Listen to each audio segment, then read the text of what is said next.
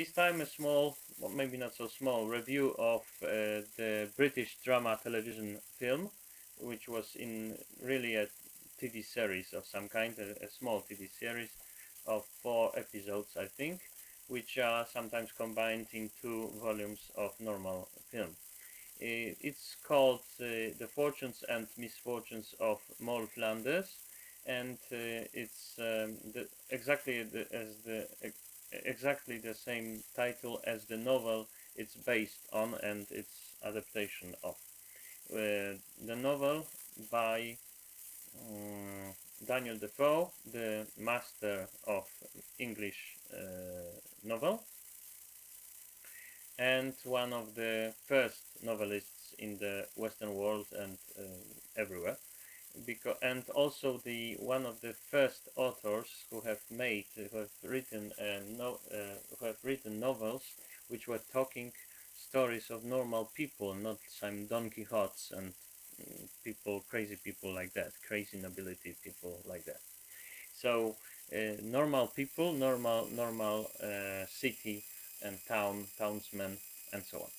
So the Fortunes and Misfortunes of Moll Flanders, this TV series, was made in 1996, exactly in the same year. Um, Also, another adaptation, if we can call it, was made, an American one, a film, not a series, but a film with the title just Moll Flanders, not the whole Baroque title of Defoe's novel, but only just shortly Moll Flanders, because they wanted to stress, and very correctly, that it's a very loose adaptation of the Defoe's novel, and justly so. But the adaptation is the American adaptation, with many anti-slavery rubbish, which is totally have nothing to do with Defoe's novel, because in Defoe's novel you have only convicts, white skin convicts, who were thieves and criminals in England and were pardoned, and their punishment was changed to banishment and forced working at the royal colonies, like in Virginia or North Carolina. So they were. The American adaptation is not an adaptation at all, it's rubbish. But let's go back to. So avoid this rubbish with Morgan Freeman and slavery idiocy, which has nothing to do with the novel. Let's go back to normal novel, which is a normal British TV series, which was made in accordance to the tradition of Defoe's novel. Okay, so both the film, I will say the film, but it's, of course, it's the drama television and TV series, but I will say film because it's shorter. So this film, this correct British film, The Fortunes and Misfortunes of Moll Flanders, 1996, has some small changes, not radical changes, but they in relation to the novel, but those changes are never radical. They never change the real sense and meaning of the story. So okay, so Moll Flanders is a girl who was born in the Newgate prison. Newgate prison really exists, as every location in Defoe's novels exists. Because he was a man of principles, he had a complicated life as a journalist, as a spy for the government, because he had written several pamphlets and the authorities were not pleased at all. He was punished, and in exchange for granting pardon, he has agreed to serve as a spy in northern England and in Scotland, working for the Tory government of Mr. Robert Halley, who was not a radical Tory, because he was seeking some sort of agreement between Tories and Whigs, so Defoe could ease his conscience a little bit as a Whig, serving as a spy for Halley. was not so very, problematic. But so he had a very complicated life, and he was had a very strict principles. He was a little bit Puritan. He was a little bit. He was a non-conformist. That means that the Protestant non-conformists in England, they were usually dissatisfied with the lenience and well, the ways of Anglican Church as too mild, too non-Christian, and so on. So he was not in a very good situation. His situation was very complicated because he had a very many moral scruples, but he didn't had the luxury of being able to go in accordance to those principles. He had to be practical. So he was journalist, he was spy, he was writer, he was many things, a social researcher. He was also for some time in prison, so he knew how prison works and so on. So all things in his novels, the locations, the professions, things like that, they are totally historical and accurate, historically accurate. So, okay, so Moll Flanders is a girl who was born in the Newgate prison, and the mother was to be condemned for death sentence shortly, but she was pregnant, so she got some postponement of that punishment, and the girl was born, and then both in film and in novel we can see the trial begins anew, and she is condemned to go to the royal colonies to serve as a convict, to work for her freedom. Okay, so but there is a small difference in the fate of the baby. So the baby, that is the future Moll Flanders, she is given in the book. She is given to the distant relative of her mother's, and in the film, to make, I think, this whole history a little bit scarier, as usually films tend to do, she is given to some sort of foster parents, and they justly saying that many many babies of convicts were given some money to take care of their children, but they usually let them starve, just took the money and let them starve. To, it happened, that's true, it happened, but it did not happen in the book, but it's in accordance to the things happening in this historical era. So okay, so a small difference, but she is going to this distant relative of her mother's in the book, and then she is making gloves and things like that, embroidery or something like that, and she is get acquainted with many rich people in Colchester because of that, and even the Lord Mayor's family. And then this distant relative dies, and she is without means to support her. So Moll has no means to support her. So she is like going around with the gypsies and so on, totally, and then she's rescued by the Lord Mayor. So in film we go directly from the gypsies, from foster parents to the gypsies, and then to the Lord Mayor's family. In the book, we go from the distant relative of her mother to the gypsies, and then to the totally new for her people, which are the family of the Lord Mayor. So in the book, she's known. So to speak, she's known to the people of the city.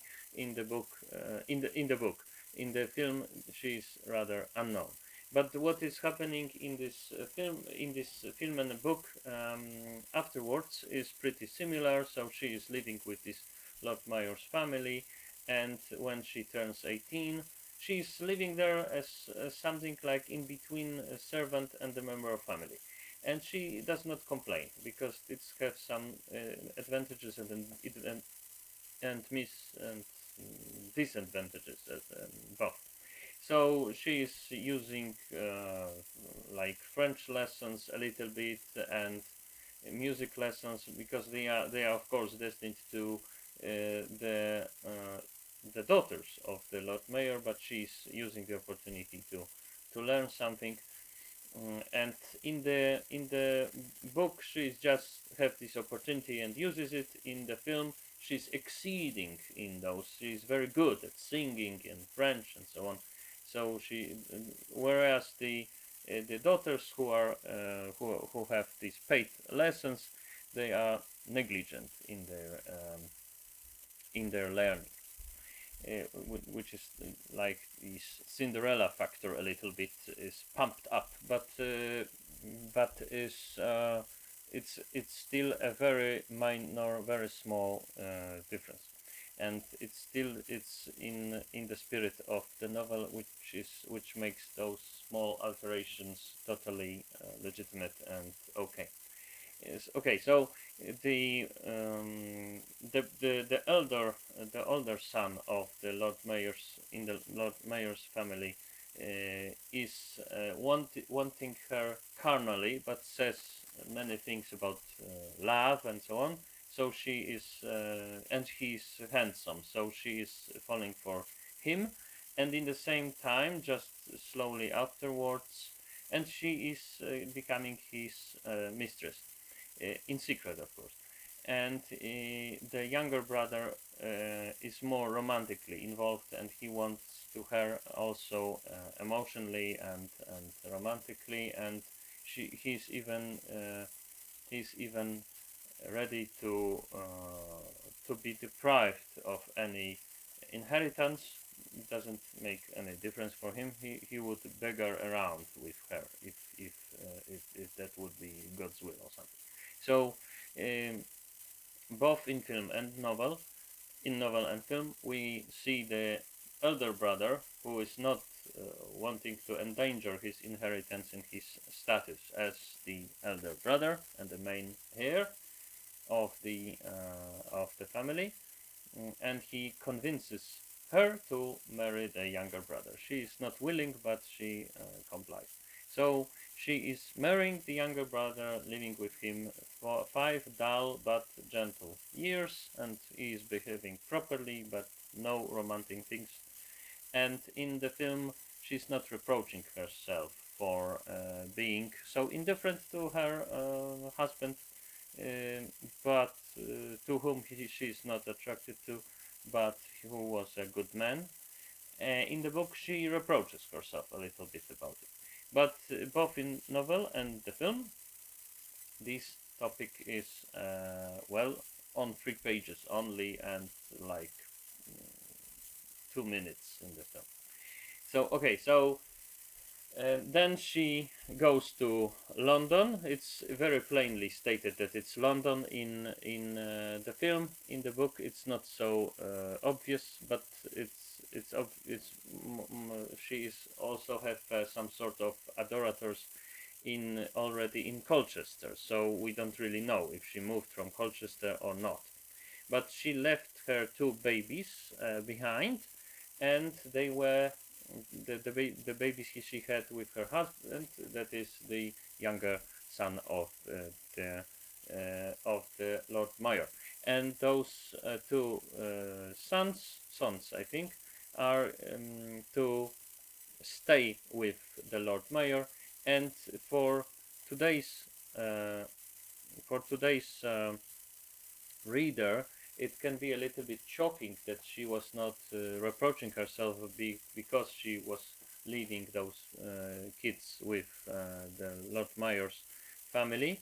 In 18th century, there were no sentimental and sentimental sensibilities typical for Laurence Sterne or Jean-Jacques Rousseau and so on, typical for the late 18th century. So in the early 18th century, we can see basically that if the child is fed and well treated, she's happy, or he is happy. So um, she was sure that Lord Mayor will keep the children happy, and well, they were also family, so um, they were well off in her view. So it was, we cannot judge the previous epochs with our own standards. Daniel Defoe is telling us more about early 18th century England than, for instance, Dostoevsky's novels, which are usually judged as so very, you know, incisive and so very it's just an example, so very natural and truth telling about 19th century Russia, which are not, because usually Dostoevsky was dealing with very specific kind of people, like the pre-revolutionaries, like outcasts of society, and so on. It's totally different thing with Daniel Defoe, who was dealing with mainstream, with the typical, with the mainstream things, with the things that people knew and saw. So it's much more, and also um, on this feeling ground, that people were rather asking themselves if they are good Christians, or if at least they are living in accordance with the laws of nature, or if they are of good character, and they're trying to prove their good character. It was more about those things. The 18th century human character was more about those things than about correcting, about things like that, evolving character. No, it was more discovering character, proving that someone is to be respected or should be respected, and so on, has a respectable character. So she is founding a new mm, well men who are interested in her, and in both in novel and in the film we see that the first candidate is a gentleman tradesman, or tradesman gentleman, who was living in the gentlemanly style and way, because he has inherited much money from his tradesman father, and his father was working hard all his life but never enjoyed the fruits of his work. So the son decided to spend. It wasn't very wise, and they knew it, but they also knew that it couldn't last forever. But they, both in novel and film, they are happy together for some half year or something. Then everything is spent, and the husband has to flee to France to escape his creditors, and she takes something from the shop, some money, some gemmes, and she goes to gemme, and the valuable stones, rubies, and so on. And she goes, emeralds, and she goes to continue her life with somebody else. And this somebody else is first a gentleman who is only pretending to be rich, and he has an accomplice who is presented to be his sister, but in fact was his ex-lover, and he was seeking only a woman with money, as she was looking for a man with money, and they were both acting as if they had some more money, much more money that they really had, and they also were playing to each other. So when it came out that they were both already interested in each other romantically, so it was problematic, but they had to separate to look for money, both of them, and it's both treated with much irony and moral moral elucubrations, both in um, in the book and in the film. So very very good part. And then this husband is subsisting himself with being a highway robber, and she understands it, and in the film it's much a little bit more elaborated on, but she is traveling with mm, to London, I think, with yes, to London with a party of people, and there is a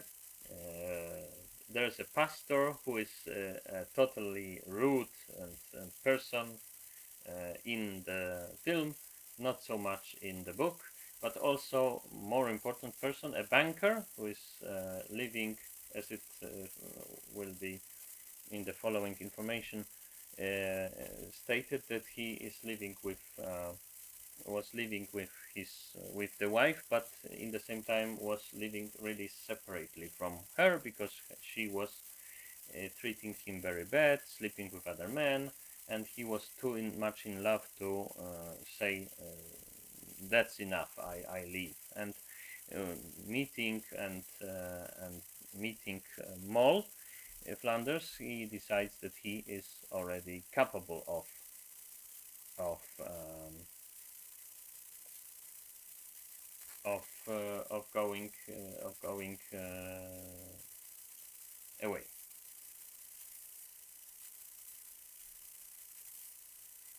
Okay, so from also we have this topic of another love of Moll Flanders in this good fortunes of Moll Flanders part, if we can say that. And she is acquainted with some sea captain who has some plantations in. It was a little bit earlier. I should mention it earlier. And she is acquainted with the sea captain, and it's more or less the same the book in the book in the film. This whole topic. She is acquainted with the captain uh, via the lady she knew in the book, in the film directly, by saying in some party of acquaintances that she is only looking for, she doesn't have much money, so she's looking for a captain, for instance, who is interested in good character rather than money. So, and she found finding one, and they go to his plantations to Virginia, and on the spot in the film the director found it to be necessary to make some reproaches from the side of the captain's mother about the poor standards of about the well poor financial situation of Moll, and that she is not bringing anything to the marriage, financially. But in the film, in the book, whereas in the book, she is just open and open-hearted and welcoming and friendly, and only that, no reproaches. So they are. The problem was that and it's both the same it's the same, it's depicted in the same way in the film and in the book, that the it turns out that her uh, mother-in-law is really her mother, biological mother. She is natural mother, as they used to say in the 18th century, natural mother. So she um, hmm, so there is a problem with the obvious incest. Yeah, so she is basically married with her own brother. So that's a big problem in the film. Only the basically only the husband is going crazy about it. In the book, also a little bit the mother-in-law slash the mother, biological mother. So because of the religious scruples and so on. In the film, it's more about sex and about denying him sex because of incest, but not explaining to him why and so on. So he's going crazy and so on, and so on. And so they had to tell him everything, and both in the book and the film. And in the film, the mother-in-law slash the mother is suggesting that maybe it would be better to forget that she's his sister and just let it be like it were before. But Moll Flanders could not do it, was too strict morally, even even if she had some sort of many misadventures. And again, we have seeing the children left behind in Virginia, and she's going with some small portion of money, which they found fit to give her as a parting gift. And and again, we have these children staying just with the people who can fed them, look after them, and so on. Whereas her is going to England on her own without much money, so she is like going to meet the unknown, and not a good environment for children. And this is the only normal way about children and about uh, taking care of children in the 18th century. Not romantical, practical, always practical.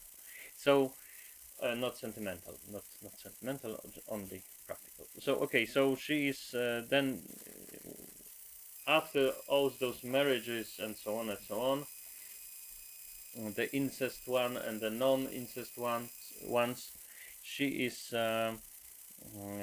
Has no so much options anymore. She's not so pretty and young anymore. In the film, she's not really aging, but it's said so that she is aging. So she's aging and not aging at the same time. She's working a little bit like a thief prostitute, so she's morely pretending to be a prostitute, but she's really thief.